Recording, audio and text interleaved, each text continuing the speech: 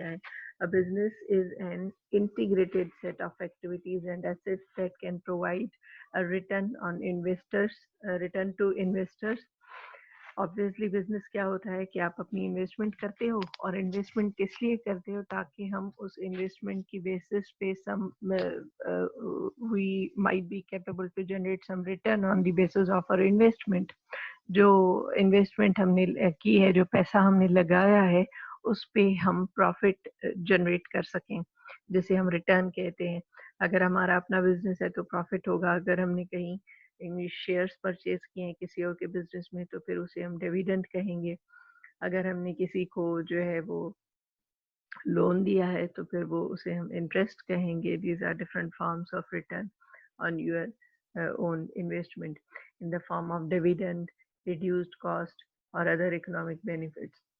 A business typically has input, process and output. किसी भी business को ले लें, उसका प्रोसेस इन्हीं 3 एलिमेंट्स पे मुश्तमिल होता है। इनपुट यानी कि आप जो लगाते हैं, either in the form of money और in the form of raw material, in the form of time, in the form of any resources. जो भी वसाइल आपके पास मौजूद हैं, वो जब आप इन्वेस्ट करते हैं, आप लगाते हैं किसी बिजनेस में, तो वो आपका इनपुट है कि आप अपनी तरफ से उस बिजनेस को चलाने के लिए क्या कुछ कर रहे हो। देन प्रोसेस, जो रिसोर्सेज आपने लगाए हैं वो रिसोर्सेज अपना काम करते हैं, तो वो प्रोसेस होता है। एंड देन आउटपुट यानी कि नताइज, जो आपने इनपुट किए रिसोर्सेज अपने, जो प्रोसेस किया उन रिसोर्सेज का, उसकी बेसिस पे आउटपुट क्या आया। So generally business in 3 elements पे मुश्तमिल होते हैं: input, process and output. Okay, a development stage entity may not yet have outputs. Development stage entity वो है जो कि अभी फुल फ्लेज या फुली स्टेब्लिश्ड ऑर्गेनाइजेशन नहीं है, बल्कि दैट वी माइट से कि the business is in budding stage. वो अभी ग्रो कर रहा है या अभी इनिशिएट हुआ है और जो है स्टेब्लिश हो रहा है। तो उस बिजनेस में मे बी आउटपुट ना हो, because it is in the process. It could B at the second phase कि इनपुट उन्होंने किए हुए हैं और उनका प्रोसेस अभी चल रहा है and they are waiting for outputs. It could be like that. Business combinations refers to transaction in which one company gain control or at least controlling interest in other company.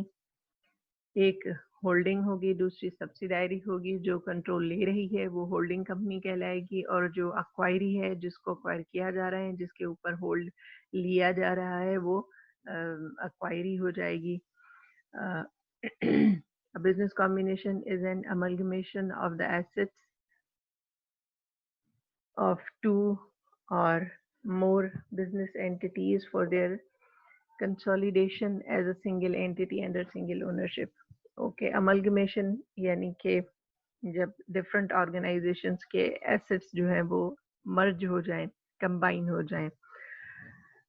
Okay, the new thing in this point is that more than two companies or more than two different business entities can also combine.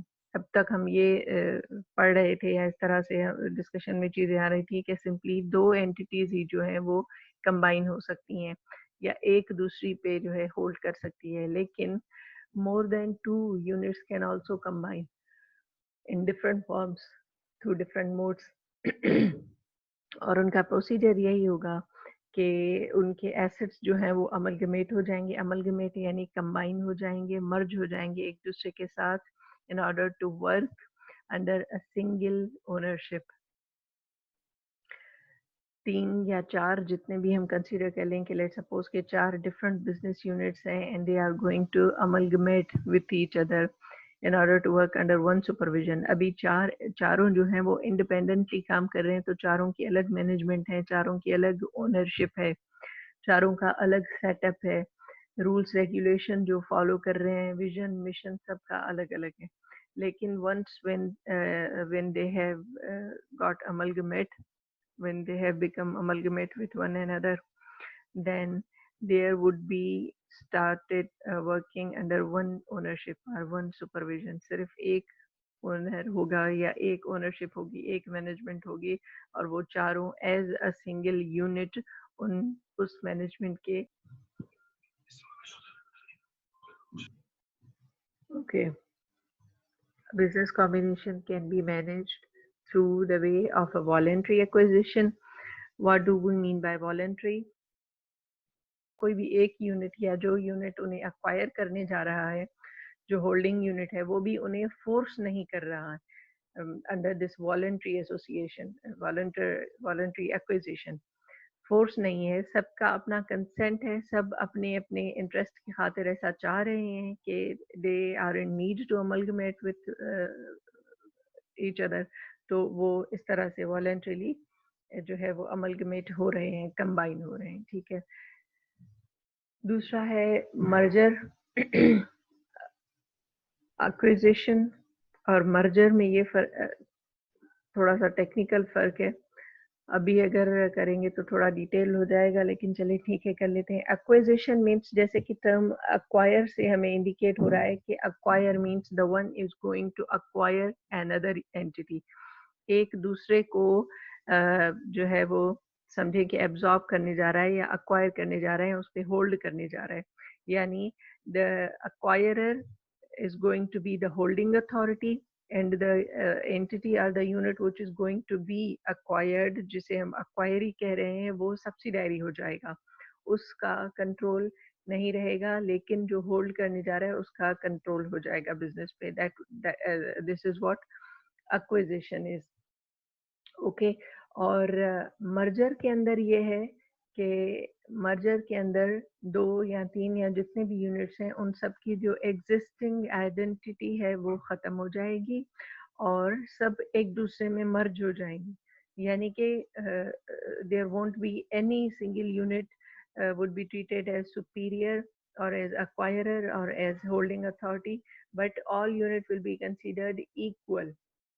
सब एक दूसरे में merge कर जाएंगे and they will start working under a new and single management और supervision. Are you getting मी?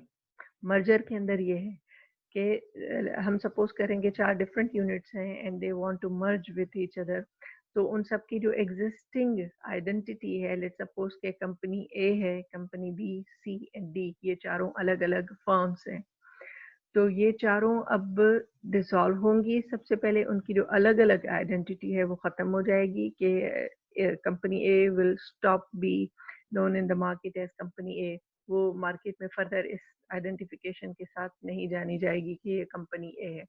चारों की जो एग्जिस्टिंग आइडेंटिफिकेशन है मार्केट में वो ख़त्म हो जाएगी और वो चारों मर्ज होके एज अ सिंगल यूनिट एक सिंगल मैनेजमेंट के अंडर काम करेंगे। और उनका नाम फिर नाम भी डेफिनेटली चेंज होगा और कुछ भी हो सकता है, और हम सपोज कर रहे हैं कि A B C and D company limited, may be पहले अलग अलग था, ए कंपनी अलग थी, बी अलग थी, सी अलग, डी अलग, इस तरह से अब जो है वो A B C and D company limited के नाम से वो एक सिंगल मैनेजमेंट के अंडर काम करेंगी, ये हो जाएगा मर्जर। और एक्विजिशन में ये है कि एक यूनिट जो है दूसरे को अक्वायर कर रहा है, होल्ड कर रहा है उसके ऊपर, ठीक है। And the third thing is hostile takeover. Okay, hostile takeover is something different. वो ये है कि this is also a sort of acquisition where one company buy another company or the shares of another company without having approval from targeted company's management, यानी कि जो company hold करने जा रही है वो जिसको होल्ड कर रही है उसकी मैनेजमेंट के कंसेंट के बगैर, उनके अप्रूवल या उनकी परमिशन के बगैर उन्हें टेक ओवर कर ले, ये होता है hostile takeover. Got it? Yes ma'am. जी, मैं इस पे कॉम्बिनेशन और एक्सपेक्ट मर्जर कर सेम रही है या डिफरेंस है? Hello ma'am. जी बेटा, अगर हम कॉम्बिनेशन की बात करें तो ये तीनों चीजें जो हमने डिस्कस की, इसके अंदर एक और रिकंस्ट्रक्शन भी आता है, तो ये चारों चीजें ही बिजनेस कॉम्बिनेशन हैं, लेकिन बिजनेस कॉम्बिनेशन के ये डिफरेंट मोड्स हैं। कि ये भी कॉम्बिनेशन है कि एक कंपनी दूसरी को होल्ड कर रही है और जो अक्वायरी है उसकी एग्जिस्टेंस खत्म हो रही है, ये भी कॉम्बिनेशन है, ठीक है। और मर्जर जिस पे हमने बात की कि जो 4-5 जितनी एग्जिस्टिंग हैं जो कि विलिंग है मर्ज होने के लिए, उन सब की एग्जिस्टिंग आइडेंटिटी खत्म हो रही है। उनका जो अभी नाम है, जो उनकी एग्जिस्टेंस है मार्केट में इंडिविजुअली सेपरेटली, वो चारों की या पांचों की या जितने भी हैं उन सब की वो खत्म हो जाएगी और फिर वो फॉर्म करेंगे एक नई सिंगल मैनेजमेंट जिसके अंदर में वो काम करेंगे। ये हो जाएगा मर्जर। हॉस्टाइल टेक ओवर मैंने आपको बताया कि वो है कि जो होल्ड करने जा रही है कंपनी, जो टेक ओवर करने जा रही है, that will do this act without having prior permission और consent from the management of the targeted company. और रिकंस्ट्रक्शन ये है कि एग्जिस्टिंग कंपनी के अंदर किसी भी तरह की चेंजेस जो है वो करी जाए, उसका नाम चेंज कर दिया जाए, टाइटल चेंज कर दिया जाए या मैनेजमेंट के अंदर कुछ चेंजेस कर दी जाए, तो वो रिकंस्ट्रक्शन है। तो ये 3 चीजें जो है वो बेसिकली कॉम्बिनेशन में आती हैं, एक्विजिशन, मर्जर और हॉस्टाइल है। तो ये सारे कॉम्बिनेशन, बिजनेस कॉम्बिनेशन, ये तीनों। कंस्ट्रक्शन जो होती है वो रिकंस्ट्रक्शन, बाद में, हाँ, रिकंस्ट्रक्शन, रिकंस्ट्रक्शन वो बाद में भी कर सकते हैं, मतलब कि हमने न्यू कंपनी बना ली, उसका नाम फिर 1 साल के बाद अगर उसका नाम अगर चेंज करना चाहे तो फिर रिकंस्ट्रक्शन है ही इसीलिए कि वो बाद में करेंगे ना। अगर फॉर्मेशन के टाइम पे हम जो जो चीजें कर रहे हैं वो रिकंस्ट्रक्शन थोड़ी कहलाएगा, वो तो कंस्ट्रक्शन कहलाएगा। कि हम जब कंपनी बनाने जा रहे हैं, बिजनेस हम अभी इस्टेब्लिश करने जा रहे हैं, हम उसका नाम डिसाइड कर रहे हैं, हम उसके लिए ऑफिस सेटअप कर रहे हैं, हम उसके लिए मैनेजमेंट के रूल्स बना रहे हैं, जो भी चीजें हम उसके लिए अपने बिजनेस के लिए इस्टेब्लिश कर रहे हैं, तो वो सॉर्ट ऑफ कंस्ट्रक्शन है क्योंकि वो पहली दफा हो रहा है।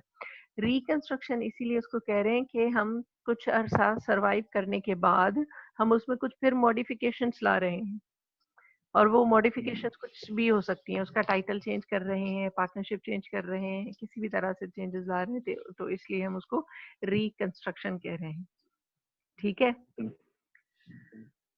Okay, in many cases a preferred means of managing a business combination might be acquiring a controlling amount of stock। जो सिंपलेस्ट और इजीएस्ट वे है टेक ओवर करने का कंपनीज को, या जो मोस्टली होता है मार्केट में, वो ये होता है कि जो है acquiring a controlling amount of stock। Company जो है वो जो टेक ओवर होने जा रही है कंपनी, उसका स्टॉक ज्यादा परचेज कर लेती है। वही बात जो हमारी होल्डिंग और सब्सिडायरी कंपनीज की, जो हम बहुत पहले डिस्कस कर चुके हैं। क्योंकि ये एक सिंपलेस्ट वे है ना। आप अगर 2 कंपनीज है मार्केट में, ए और बी जो है वो फाइनेंशियली साउंड है, ठीक है, वो उनके पास बहुत ज्यादा फंड्स हैं and they can invest anywhere. तो वो क्या कर रही हैं कि एक कंपनी का बहुत सारा स्टॉक परचेज कर रही हैं, यानी कि उसके बहुत ज्यादा नंबर ऑफ शेयर्स परचेज कर रही हैं। And what if they purchase more than 50% of A share, 50% से ज्यादा शेयर्स जो हैं वो बी कंपनी ने ए के परचेज कर लिए। लेट सपोज के 52%, 51 से 51 या 51 से ज्यादा कितना भी कंपनी बी ने जो है वो ए का परचेज कर लिया। It means कि since the day they acquired more than 50% stock of company A, they will become the holding authority for company A, right? तो सबसे कॉमन और जो विजिबल वे है अक्वायर करने का, वो यही है कि स्टॉक परचेज कर लिया जाए, और कंपनीज इसी तरह से करती हैं। Okay, when a voluntary association of firms is formed to achieve common goals and to enjoy the monopoly advantages, that sort of initiative is called business combination। बिल्कुल, यानी कि single player in the market, एक particular product का एक ही supplier हो, यानी कि एक ही बिजनेस यूनिट है या एक ही सप्लायर है जो मार्केट में वो चीज सप्लाई कर रहा है। तो थोड़ा प्रैक्टिकली सोचें, जब आपके पास दूसरा कोई ऑप्शन नहीं है, मींस कस्टमर्स के पास, दूसरा कोई ऑप्शन नहीं है। ये एक ही सप्लायर है, ये एक ही मैन्युफैक्चरर है जो वो पर्टिकुलर प्रोडक्ट मैन्युफैक्चर कर रहा है। So definitely because of that privilege, he will be in the position to fix any price, whatever price he wants to, because customers are not having any other option, and there is no any competitor for him. Competition जब होता है तो उसमें यही होता है कि market share अपना बढ़ाने के लिए प्राइस के ऊपर भी कॉम्पिटिटर्स कॉम्पीट करते हैं। जो डिफरेंट यूनिट्स हैं वो प्राइस के ऊपर भी कॉम्पीट करते हैं। लेट्स सपोज कि एक ने प्राइस कम की तो जाहिर है उसका मार्केट शेयर बढ़ जाएगा, उसके पास कस्टमर्स ज़्यादा जाएंगे, तो जो उसके कॉम्पिटिटर्स होंगे वो भी ये स्ट्रेटेजी अडॉप्ट करने लगेंगे कि वो भी अपनी प्राइसेस रिड्यूस कर देंगे ताकि उनका मार्केट शेयर भी सस्टेनेड रहे।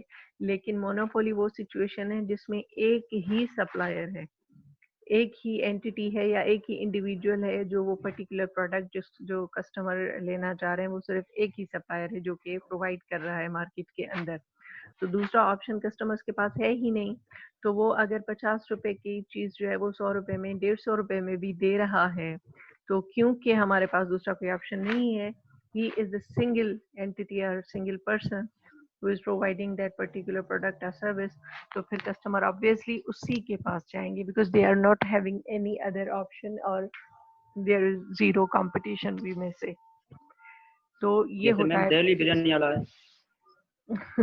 हाँ बिल्कुल नहीं, क्योंकि बिरयानी वाले तो दूसरे भी हैं। नहीं मैम, दिल्ली बिरयानी में मेंशन कर रहा हूँ। जाहिर है बेटा, नाम तो दिल्ली की सबके भी 2-3 ब्रांचें हैं। मेरे को नहीं। बात कीजिए दिल्ली ब्रांच। हाँ नहीं, दिल्ली देखिए ना, बिरयानी जो है ना, main biryani branch ma'am, main branch पे बिरयानी कस्टमर सबसे ज्यादा है। बिरयानी के जो प्रोवाइडर हैं वो तो बहुत सारे हैं ना। लेकिन मैम सबसे ज्यादा जो डिमांड है वो दिल्ली बिरयानी की है एग्जैक्टली मिल्क के अंदर। अब पॉइंट ये है कि उनका कंपटीशन टफ नहीं है। They are not actually competing up to the mark. अब जो जो बाकी प्रोवाइडर्स हैं, जो आई डोंट नो उनके नाम क्या है, लेकिन उनको अगर कॉम्पीट करना है दिल्ली से या जो भी नेम है, तो उनका स्टैंडर्ड मेंटेन करना पड़ेगा ना, या उनके स्टैंडर्ड से भी अबव जाना पड़ेगा in order to compete in the market. जब हम कंपटीशन की बात करते हैं तो आपको अपने कॉम्पिटिटर्स से कुछ बढ़ के देना होता है कस्टमर्स को, तभी वो आपके पास आएंगे।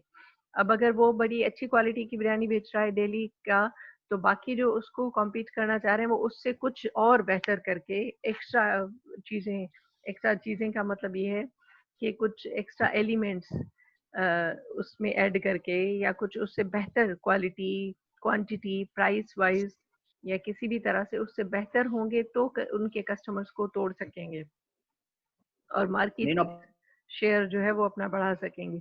लेकिन द थिंग इज दैट कि उनके कॉम्पिटिटर्स हैं तो सही, लेकिन वो उसको सीरियस नहीं ले रहे हैं। इसको हम मोनोपोली नहीं कहेंगे। मोनोपोली वो है कि उसका उस पर्टिकुलर प्रोडक्ट का या प्रोडक्ट में सर्विस को का मिलाना, कोई दूसरा कंपटीशन ही ना हो। अब horizontal, vertical, lateral, diagonal and circular। Okay, so horizontal क्या होता है? ओरिजेंटल मीन जो इस सीधा जमीन पे हो।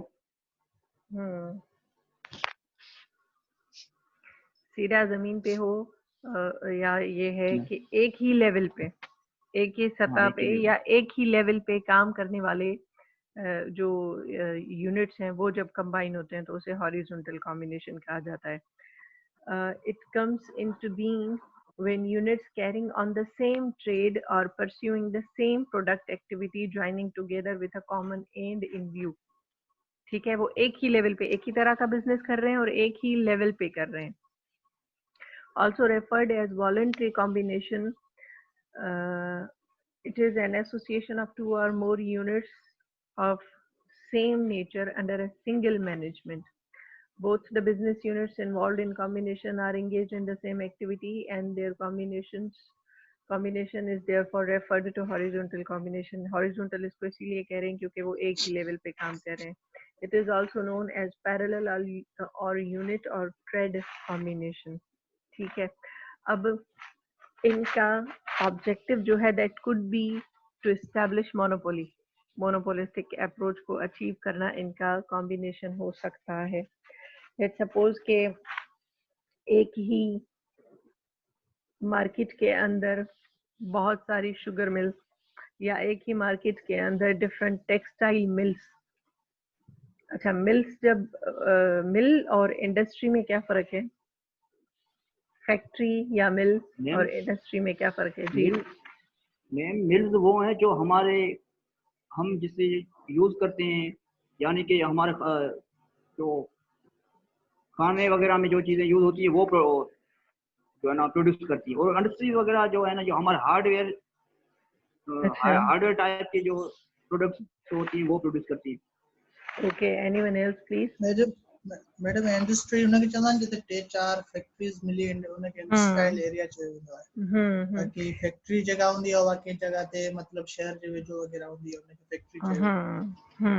It's basically not about the geographical location of that unit, but factory या mill चवंदा आहियूं single unit के, like single sugar mill.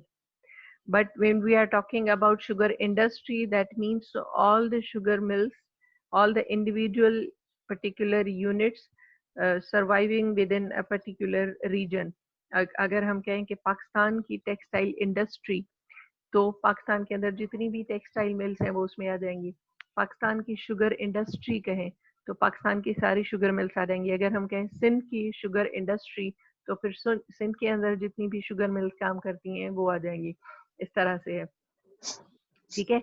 Industry कहते हैं जब एक ही तरह के बिजनेस यूनिट्स जो हैं वो उनको हम कंबाइनली ट्रीट करें। तो it's not about geographical location के हम इंडस्ट्रियल एरिया इसलिए कह रहे हैं क्योंकि यहाँ पे बहुत सारी जो है वो फैक्ट्रीज जो है एग्जिस्ट कर रही हैं, वो तो इंडस्ट्रियल एरिया कहलाएगा। लेकिन इंडस्ट्री कहते हैं एक सिंगल जेनर के अंडर काम करने वाले डिफरेंट यूनिट्स को, ठीक है।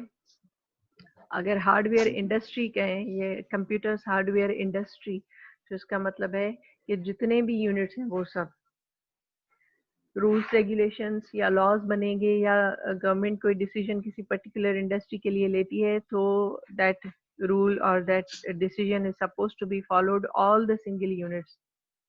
उस इंडस्ट्री में जितने भी यूनिट्स काम कर रहे हैं वो चीज, वो डिसीजन उन सब के लिए होता है, ठीक है। ट्रांसपोर्ट इंडस्ट्री ऑफ पाकिस्तान, तो सारे ट्रांसपोर्टर्स जो हैं वो उसमें आ जाएंगे।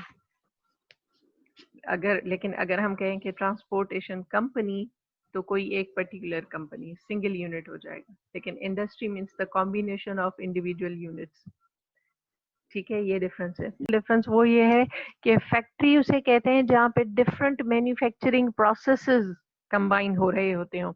अब देखें जैसे टेक्सटाइल फैक्ट्री नहीं कह रहे, टेक्सटाइल मिल कह रहे हैं, या फ्लोर मिल कह रहे हैं, शुगर मिल कह रहे हैं। वहाँ पे एक ही रॉ मटेरियल है और उसको एक ही प्रोसेस के साथ रिफाइन किया जाता है और फिनिश्ड प्रोडक्ट बन जाती है, ठीक है।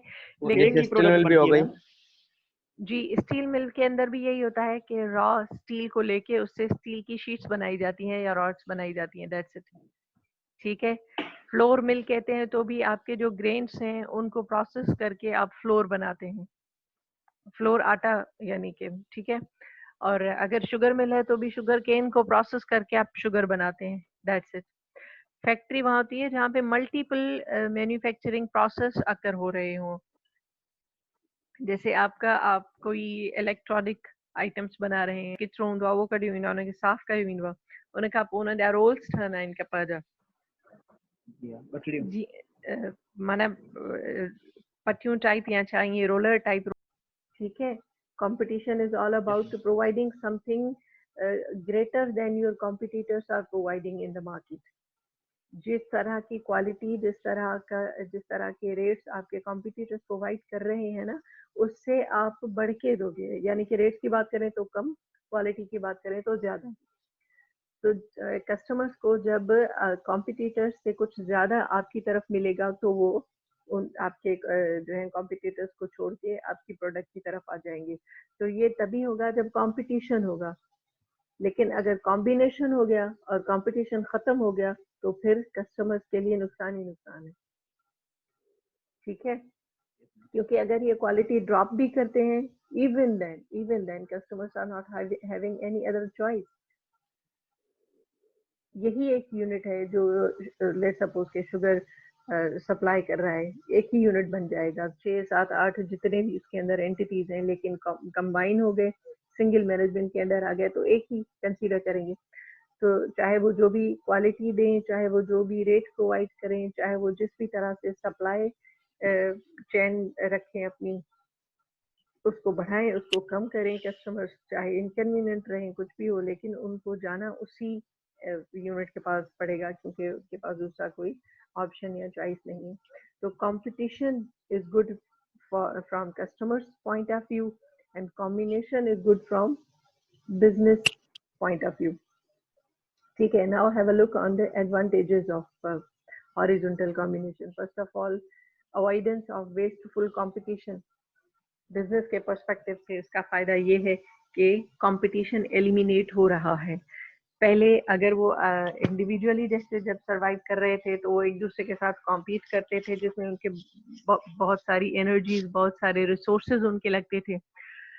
जाहिर है जब हम एक कॉम्पिटिटिव एरिया के अंदर बिजनेस करते हैं तो फिर हमें बड़ा विजिलेंट रहना पड़ता है, हमें हमारे कॉम्पिटिटर्स पे भी नज़र रखनी होती है कि वो क्या कर रहे हैं, उनकी स्ट्रेटजीज क्या हैं, वो किस तरह से किस तरह की क्वालिटी दे रहे हैं, क्या कर रहे हैं। यानी कि हमारा एक ध्यान या एक काफ़ी एनर्जीज या काफ़ी रिसोर्सेज जो है बिजनेस के, वो कॉम्पिटिटर्स के ऊपर भी लगे रहते हैं। लेकिन जब वो किस्सा ही खत्म हो जाएगा और वो कंपटीशन जो है वो कॉम्बिनेशन में कन्वर्ट हो जाएगा, तो फिर वो हमारी एनर्जीज और वो रिसोर्सेज हमारे सेव हो जाएंगे। अब तो हम एक ही यूनिट है, तो हमें एक दूसरे के ऊपर आंख रखने की या वो विजिलेंस रखने की जरूरत नहीं पड़ेगी। It ensures better control over market. ठीक है, जैसे हमने कहा कि मोनोपोलिस्टिक अप्रोच है, तो मार्केट को वो बड़े मजे से कंट्रोल कर सकते हैं बीइंग अ सिंगल यूनिट। ठीक है, मार्केट यानी कि आपके पोटेंशियल कस्टमर, जहाँ जहाँ पे आपके बायर्स मौजूद हैं, उन पे आप डायरेक्टली अब इन्फ्लुएंस करेंगे, आपकी एक ही मैनेजमेंट है, उसी के डिसीजंस हैं, तो आप कन्वीनियंटली मार्केट को कंट्रोल कर सकते हैं। जब आप स्कैटर्ड यूनिट्स थे, डिफरेंट यूनिट्स थे, जैसे हमने शुगर मिल का डायग्राम देखा था, उसमें 5 डिफरेंट शुगर मिल्स थी, अगर वो इंडिविजुअली सर्वाइव कर रही हैं तो हर एक का अपना अपना मार्केट शेयर होगा। ठीक है, हम अपनी उसी एग्जांपल को कंटिन्यू करते हैं कि 5 लाख पॉपुलेशन है एक एरिया की जहाँ पे ये है, तो हर शुगर मिल के जो है वो लेट सपोज के 1 लाख बायर्स हैं एस्टिमेटेड, तो यानी कि 1 लाख का मार्केट शेयर हर एक का अपना अपना जो है वो सेग्रीगेटेड है। तो इस तरह से मार्केट पे कंट्रोल नहीं था। मोनोपोलिस्टिक अप्रोच का यही है कि उसका मार्केट पे पूरा पूरा कंट्रोल होता है, in terms of price, in terms of quantity, in terms of supply chain, हर तरह से। ठीक है, it helps realize economies of scale. अब economies of scale का कुछ आइडिया है?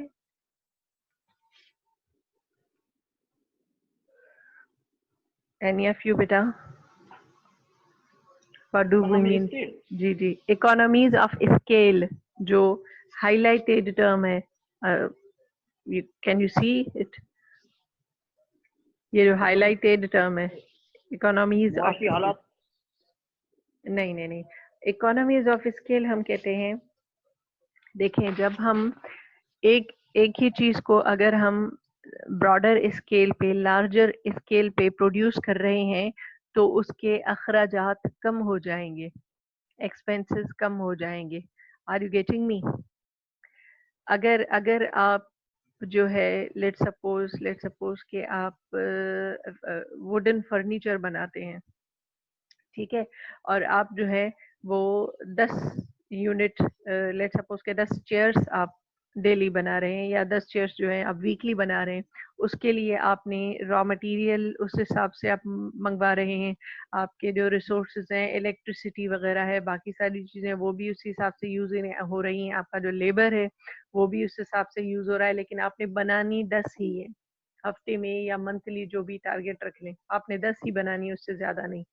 ठीक है, बनाते हैं, फिर वो सेल आउट हो जाती हैं, फिर आप रॉ मटेरियल परचेज करते हैं, फिर वही प्रोसेस होता है, फिर आपकी लेबर यूज होती है, रिसोर्सेज यूज होते हैं। ठीक है, लेकिन व्हाट इफ कि हम थोड़ी सी इन्वेस्टमेंट ज्यादा करके वो हम 10 को बढ़ा के 20, 50, 100 कर लें, और फिर हम उस हिसाब से रॉ मटेरियल खरीद करें, उस हिसाब से हम अपनी लेबर बिठाएं, उस हिसाब से हम, यानी कि इनहेंस्ड जो इंक्रीज्ड नंबर है कि पहले 10 कर रहे थे अब हम 100 कर रहे हैं, तो आपके अखराजात कम किस में होंगे, जब आप 10 बना रहे थे या जब आप 100 बना रहे थे?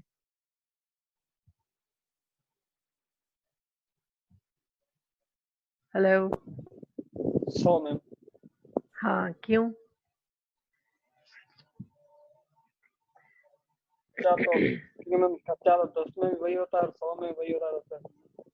एग्जैक्टली, क्योंकि कुछ एक्सपेंसेस ऐसे होते हैं जो कांस्टेंट होते हैं, कुछ ऐसे होते हैं जो वेरिएबल होते हैं, कुछ कॉस्ट वेरिएबल होती है, कुछ जो है वो कांस्टेंट होती हैं। तो जो कांस्टेंट होते हैं उनमें हमें जो है क्वांटिटी बढ़ाने से फायदा होता है। लेट्स सपोज कि आपकी जो फैक्ट्री है या जहाँ पे आपका सेटअप किया हुआ है, वहाँ पे अगर आपके 10 लेबर्स बैठ के इस चीज़ के ऊपर काम करते हैं, लकड़ियाँ काटते हैं और ये वो सारा जो करते हैं, उस जगह की जो लाइटनिंग है, उस जगह का जो एनवायरनमेंट है, उसके जो एक्सपेंसेस हैं वो तो कांस्टेंट है। एक कमरे में अगर इतनी इलेक्ट्रिसिटी कंज्यूम होती है तो वहाँ पे बैठ के अगर आप 10 यूनिट बनाएं या चाहे 100 यूनिट बनाएं, उसका जो इंफ्रास्ट्रक्चर मेंटेन करने का आपका एक्सपेंसेस आते हैं वो उतने ही आएंगे।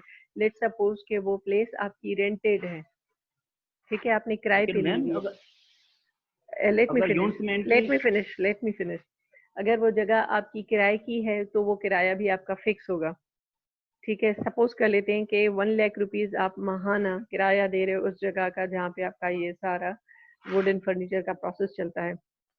तो चाहे आप 10 बनाएं चाहे 100 यूनिट बनाएं, उसका जो रेंट है वो आप उतना ही पे करेंगे, ठीक है।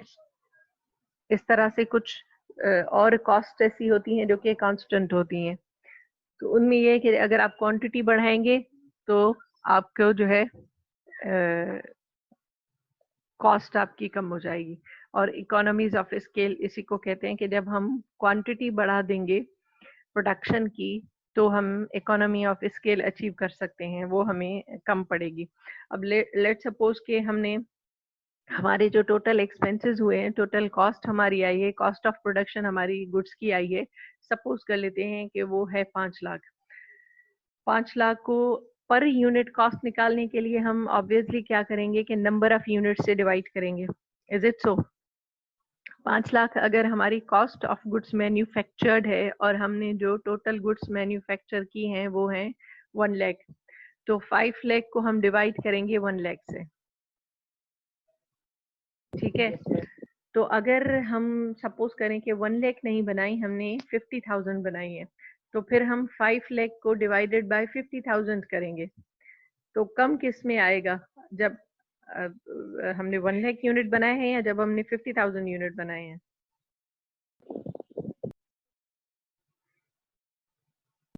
जी मैम। बेटा जो total cost of goods manufactured है, अब पूरी हमारी एग्जांपल को शुरू से जहन में रखें जो हमने डिस्कस की, तो हमारी जो कॉस्ट ऑफ गुड्स मैन्युफैक्चर यानी कि जितने भी यूनिट्स हमने मैन्युफैक्चर किए हैं, जितनी भी कुर्सियां हमने बनाई हैं एक सर्टेन टाइम पीरियड के अंदर, जितनी भी हमने चेयर्स बनाई हैं, उन सब की जो टोटल कॉस्ट हमें आई, यानी कि रॉ मटेरियल से लेके हमारे लेबर एक्सपेंसेस, हमारे बिल्डिंग के इंफ्रास्ट्रक्चर के एक्सपेंसेस, सारे एक्सपेंसेस मिला के जो हैं वो हम सपोज कर लेते हैं, लेट सपोज के वो 1 लाख रुपीस हैं, और हमने जो यूनिट्स बनाए हैं, मैन्युफैक्चर किए हैं, वो हैं से दैट 100, ठीक है। तो हम टोटल कॉस्ट को डिवाइड करेंगे नंबर ऑफ यूनिट्स मैन्युफैक्चर्ड से in order to find out the cost per unit, हम ये जानने के लिए कि एक यूनिट हमें कितने का पड़ा, ठीक है। टोटल कॉस्ट है हमारी 1 लाख रुपीस, उसको हम डिवाइड कर रहे हैं 100 से, तो पर यूनिट कॉस्ट कितनी आ गई? 1000। ठीक है। अब हम सपोज करते हैं कि हमने नंबर ऑफ यूनिट्स बढ़ा दिए हैं, पहले हमने 100 यूनिट्स प्रोड्यूस किए थे, अब जो है वो हमने 200 किए हैं, ठीक है। तो 200 को हम डिवाइड कर रहे हैं 1 लाख से। 1 लाख से। तो अब क्या आएगा? तो मैम 500। 500 यानी कि अब जब हम 100 यूनिट्स प्रोड्यूस कर रहे थे तो हमारी कॉस्ट पर यूनिट आ रही थी 1000 रुपीज, यानी कि एक कुर्सी हमारी 1000 रुपए की बन रही थी। लेकिन अगर हम उसी को जो है वो बढ़ा के क्वांटिटी बढ़ा के हमने 100 की बजाय अब 200 कुर्सियां बनाई हैं, तो उसी इन्वायरमेंट में उन्हीं सब चीजों को ध्यान में रखते हुए फिर अब हमें कॉस्ट पड़ी है 500 की। This is what all about economies of scale is, कि उसी टाइम ड्यूरेशन में, क्योंकि टाइम भी तो मैटर करता है ना, बाकी सारे रिसोर्सेज में से टाइम भी तो एक रिसोर्स है हमारा। हमने ज्यादा लोग बिठा दिए एक दिन के टाइम में, यानी कि अगर 8 घंटे हम काम करा रहे हैं अपनी लेबर से, तो 8 घंटे में पहले 5 लोग काम कर रहे थे, अब हमने 8 घंटे में 10 लोगों को बिठा दिया है, तो नंबर ऑफ यूनिट्स हमारे बढ़ गए। तो बेसिकली इकोनॉमीज ऑफ स्केल जो हम कहते हैं वो यही होता है कि हम जो क्वांटिटी प्रोड्यूस कर रहे हैं उसको हम ब्रॉडर स्केल पे करें, और जब ब्रॉडर स्केल पे करते हैं तो फिर वो हमें इकोनॉमिकल जो है वो पड़ती है बनिस्बत उसके कि हम कम यूनिट्स प्रोड्यूस करें। मैम जी, जैसे कि आपने कहा कि पहले हम जो है ना 100 यूनिट प्रोड्यूस करते थे, ये 1 लाख एक्सपेंसिव, तो फिर हमने जो है ना अपने यूनिट्स बढ़ा दिए। लेकिन मैम अगर लाजमी है कि कोई चीज़ हम ज़्यादा बढ़ाएंगे तो उनका जो रॉ मटेरियल है और लेबर भी जो ज़्यादा चाहिए थी, तो इसमें एक्सपेंसिव तो ज़्यादा आएगा ना। सेम एक्सपेंसिव में हम जो है ना डबल प्रोड्यूस कैसे कर सकते हैं? ऑब्वियसली एक्सपेंसेस बढ़ेंगे। चलें इसको ऐसे कर लेते हैं कि आप मेक इट 8 लाख इसको कर लेते हैं। हमने पहले ये कंसीडर किया कि आपकी बात इससे क्लियर हो जाएगी, इसलिए डायरेक्टली पहले एग्जांपल पे जाते हैं, उसके बाद मैं आपको ये डिफरेंशिएट करके दिखाती हूँ। हम जो पहले बात की हमने उसमें वहां पे हमारे 1 लाख रुपए एक्सपेंसेस थे, ठीक है। ठीक है, अब हम कह लेते हैं कि हमने जो बढ़ा दिए, हमने क्वांटिटी बढ़ा दी, ले सपोज के 150 है, 1,50,000 अब हमारे एक्सपेंसेस आ रहे हैं, और उनको हम डिवाइड कर रहे हैं 200 से। तो अब देखें पर यूनिट कितनी कॉस्ट आती है। 750 मैम 750। 750। और अगर 100 रुपए कर रहे थे और हमारे रॉ मटेरियल की कॉस्ट या बाकी सारी चीजों को मिला के कॉस्ट हमारी 1 लाख आ रही थी, तो हो रहा था हमारा 1000 रुपीज, ठीक है। तो भी 250 रुपए का डिफरेंस है। लेकिन अगर आप और बढ़ा के जाएं 180 इवन 190 कर लें आप, 1,90,000 आपके एक्सपेंसेस हैं, उसको आप करेंगे 2000 से तो भी 900 आएगा, लेकिन 1000 से कम आएगा। तो ये जो डिफरेंस आ रहा है जो कि आपका एग्जैक्टली 100% रेज नहीं हो रहा, यानी कि 1 लाख से हम 1,90,000 तक आ गए, तो बाकी का जो डिफरेंस है वो फिक्स्ड कॉस्ट का है। जैसे मैंने आपको बताया कि जैसे रेंट है, लेबर चार्जेस हैं, इलेक्ट्रिसिटी या जो यूटिलिटी बिल्स हैं वो हैं, और जैसे आपका टैक्स वगैरह होता है, इसमें बड़ी छोटी छोटी चीजें भी कंसीडरेशन में आती हैं।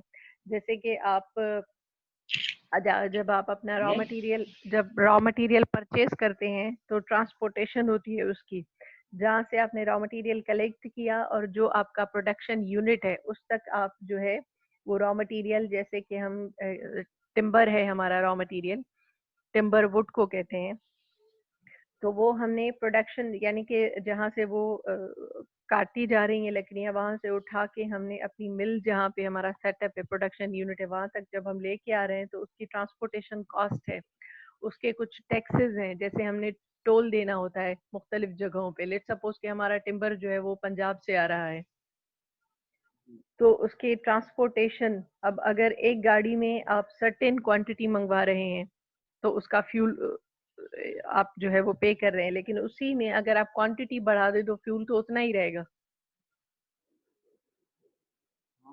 Is it so?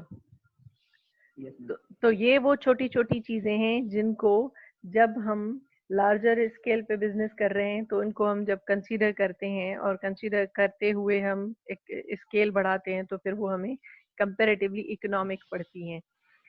चले आपकी बात मान ली कि हमने डिफरेंस बहुत ज्यादा रख लिया कि कॉस्ट उतनी ही थी 1 लाख और जो है वो हमें 50% पे पड़ रहा था, लेकिन रियल वर्ल्ड में अगर ऐसा नहीं भी होता है तो वो 900 तक आ सकता है, इवन 950 तक भी आ सकता है आपका, इवन 990 तक भी आ सकता है, लेकिन वो 10 मतलब पहले से रुपीज, कुछ ज्यादा बेनिफिट होता है। वो 10 रुपीज भी बिजनेस में मैटर करते हैं, क्योंकि वो आपके मैम ओवरऑल। आपने जो लेबर की बात की, हम्म तो 10 लेबर्स पहले के जो काम करते थे वो जो है ना 100 यूनिट बनाते थे। अब लाजमी है यूनिट जो ज्यादा बनेंगे तो लेबर्स भी तो ज्यादा चाहिए थे, वो 10 तो नहीं बनाएंगे एक ही दिन में 200 यूनिट, एक ही वीक में 200 मंथ। लाजमी है अगर यूनिट की क्वांटिटी बढ़ जाती है तो लेबर्स की क्वांटिटी भी बढ़नी चाहिए। लेबर या की जो पहले वाले वो लेबर थे वो सुस्त से काम नहीं करते थे, ऐसा भी है क्या? नहीं, पहले से भी, पहले वालों से भी अगर आप ज्यादा काम लेंगे तो आप उनको पर यूनिट ज्यादा पे करोगे, ठीक है। अगर वही 5 लोगों से आप पहले 10 यूनिट्स बनवा रहे थे, अब आप अगर उनसे 20 बनवा रहे हैं तो जाहिर है अकॉर्डिंगली आप उनको पे करोगे, लेकिन टाइम तो सेव हो रहा है ना आपका। जी हाँ मैम। ये चीज है, टाइम भी तो एक रिसोर्स है। जी हाँ अगर आप मैम। उन्हीं 5 लेबर को लेके चलेंगे और अपने सारे जो ऑर्डर्स वगैरह हैं वो उन्हीं से लेंगे तो वो 5 लोग बहुत ज्यादा टाइम लेंगे। अगर आप उन्हें ज्यादा इंसेंटिव देके, अब देखिए हम हर साइड कवर कर रहे हैं, अगर हम उन्हें ज्यादा इंसेंटिव दे और हम उन्हें कहें कि हम आपको पर ऑर्डर पे करेंगे, आई मीन पर प्रोडक्ट पर यूनिट पे करेंगे, तो आप अगर पहले 5 यूनिट बना रहे थे तो हम आपको लेट सपोज के 1000 पर यूनिट पे कर रहे थे, तो 5 के हिसाब से हम आपको 5000 दे रहे थे अगर 5 यूनिट बना रहे थे, लेकिन अगर आप 10 बना के देंगे तो हम आपको 10,000 देंगे।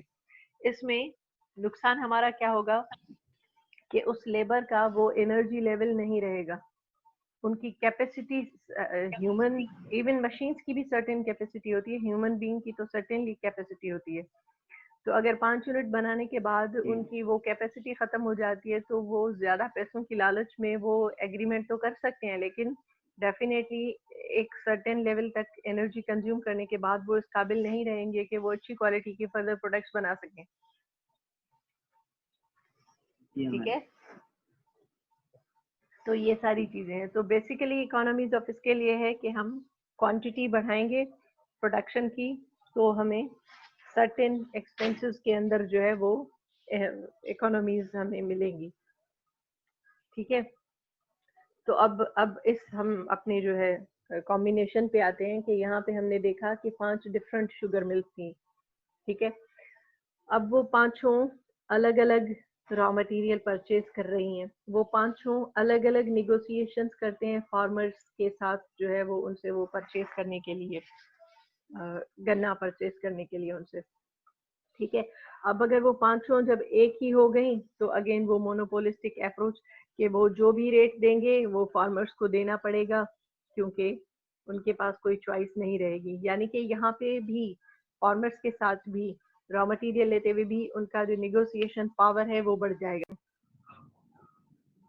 माना वो उन सूरत में तो थे जॾहिं उन्हनि कॉस्ट भी कवर न थी थिए, जेको उन्हनि घरां लगाए करे हिकिड़ो फसल पोखियो तव्हांखे उहो रेट ऑफर कयो वञे जेको उहो रेट बि उहो तव्हांजी कॉस्ट बि कवर नथो पियो करे सघे, त पोइ ज़ाहिर आहे कहिड़ो फ़ाइदो हुनखे सेल करण जो। कमन जी कटाई बि कंध में पइजी वञे थी कॾहिं कॾहिं त। एग्जैक्टली। किरायो वग़ैरह। ऐं इहो सिर्फ़ु इन करे छो जो जेके इंडस्ट्रियलिस्ट आहिनि उहे पंहिंजो प्रॉफिट जेको आहे वो घटि थियण नथा ॾियनि। ईअं न आहे त उन्हनि खे प्रॉफिट सेक्रीफाइस करिणो आहे या उन्हनि खे लॉसिस में वञिणो आहे, इहो त कॾहिं मुमकिन ई कोन्हे को, पर हू सिर्फ़ु पंहिंजो प्रॉफिट घटि थियण बि जेको आहे न ॾींदा। छा अहिड़ो को लॉ कोन्हे जेको हिन मुनाफ़ेख़ोरनि जे ख़िलाफ़ कानूनी कार्रवाई करे?